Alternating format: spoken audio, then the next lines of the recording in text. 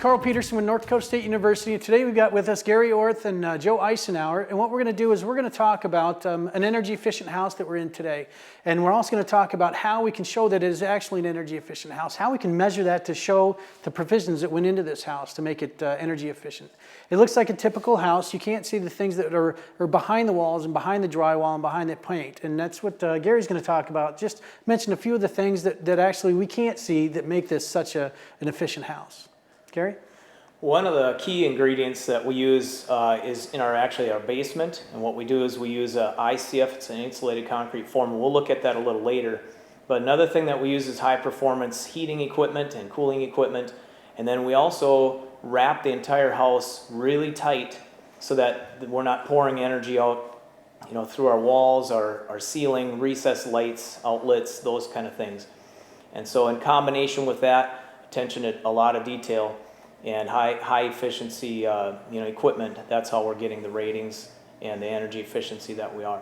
And the basic ideas with this house is we're putting heat into this house. It's just like a balloon. We fill up that balloon. We want to keep that in there as long as possible. Exactly. And that's what you're going to test for, Joe, with right. Some of the equipment you have? Two things that we'll test for today is we'll test for total home infiltration. So that'll give us our natural air change of the house, meaning basically how tight is this house constructed. And that's what we put a number to that.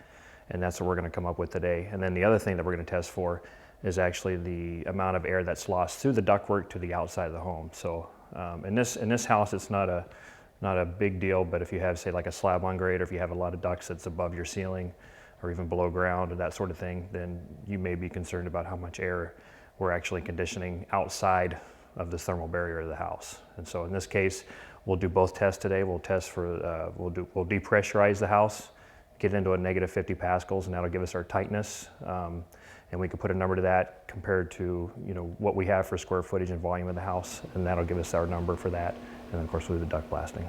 And when you're talking about tightness, that air sealing, that tightness, those numbers, that means dollars going in essence out the door if they're not sealed up nice and tight to those areas for the homeowner, correct? Right. Great. And one of the other things we have to our advantage too these days, and especially today because we probably have about a 25-degree temperature difference between inside and outside, is that we have a FLIR B50 camera that we're actually going to use. So when we put the depressurization on the house, we're actually trying to get as much air to come in anywhere we can. And if we do have any issues, we can actually look through our infrared camera and we can see if we have any infiltration or any spots that we need to look at anywhere on this house.